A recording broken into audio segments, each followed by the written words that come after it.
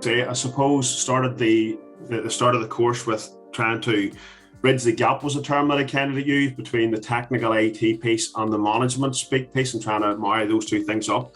And I think over the last 2.5 days, certainly I've achieved that. I was dreading death by PowerPoint by 2.5 days, but it was certainly far from that, Amar. And that's, as Lee was saying, how you delivered it.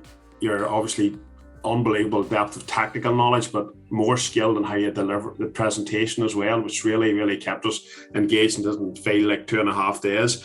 I think coming from an emergency planning background, the language is very similar and the strategies and all, but it does give you almost a more modern insight and a more set of tools and strategies and thought processes, how to look at how we do emergency planning, how we do different things across the organisation, and I think that's been helpful.